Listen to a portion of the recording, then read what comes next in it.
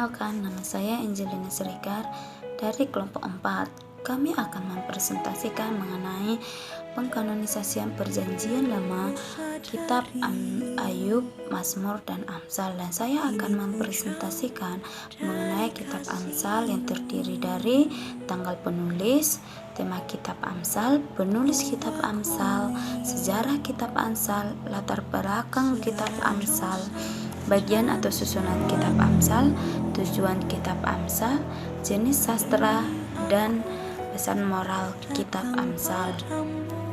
1. Penulis dan tanggal penulis Kitab Amsal. Kitab Amsal ditulis oleh Raja Salomo pada tahun 900 sebelum Masehi.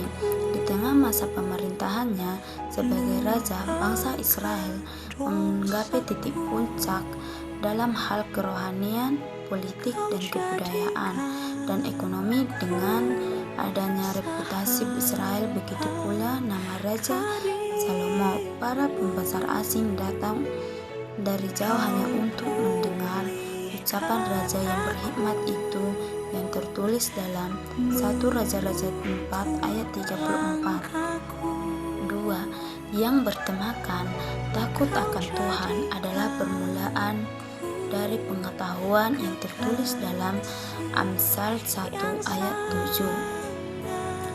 3. Latar belakang Kitab Amsal.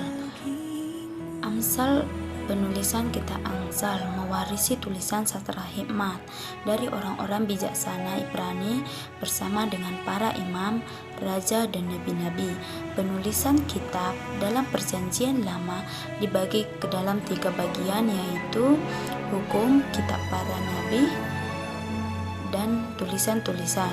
Kitab Amsal termasuk dalam bagian tulisan-tulisan yang merupakan kitab hikmat. Kitab Amsal merupakan bagian dari kitab syair dan hikmat.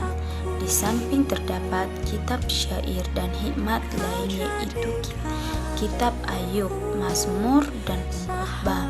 Kitab Amsal ditulis dalam konteks masyarakat Yahudi kuno, dan mana kebanyakan dari kependudukannya dan orang-orang yang bermata pencaharian sebagai petani dan gembala juga mencatat beberapa referensi tentang kehidupan di kota, sehingga jika diperhatikan maka ada banyak referensi tentang domba, ternak, dan kehidupan di kota atau dasar pasar, pintu, gerbang, dan kerajaan. 4. Bagian atau susunan Kitab Amsal. Kitab Amsal atau disingkat Amsal, akronomi AMS, bahasa Ibrani Sefer Mishlei, merupakan salah satu kitab pada Perjanjian Lama, Alkitab Kristen, dan Tanakh atau Alkitab Ibrani. Kitab Amsal merupakan kitab bagian dari kelompok kitab-kitab puisi dari salah satu dari 3 kitab puisi dalam kelompok Ketubim pada Tanakh.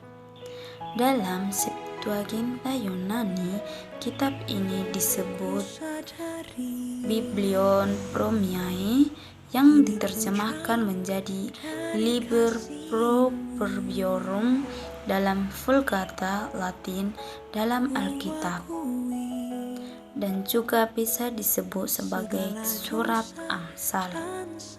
5. Sejarah Kitab Amsal. Kitab Amsal merupakan salah satu kitab Perjanjian Lama, Alkitab Kristen, dan Tanakh. Kitab Amsal merupakan bagian dari kelompok kitab-kitab puisi pada Perjanjian Lama, dan juga merupakan salah satu dari ketiga kitab puisi dan kelompok Ketubim pada Tanakh. 6. Tujuan Kitab Amsal. Tujuan Kitab Amsal adalah untuk mengenal hikmat dan didikan. Jika seseorang ingin hidup dengan di jalan yang bijaksana, ia mesti pertama-tama mengetahui apa kebijaksanaan itu, memahami ungkapan yang dalam. 7. Jenis sastra kitab Amsal. Amsal merupakan bagian dari kelompok kitab puisi dan perjanjian lama kitab, dan juga merupakan salah satu 3 kitab puisi dari kelompok Ketubim pada tanah. Dalam Septuaginta Yunani, kitab ini disebut Biblion Promi, yang diterjemahkan menjadi Liber Proberium dalam kitab tanah. Dan yang terakhir adalah pesan moral.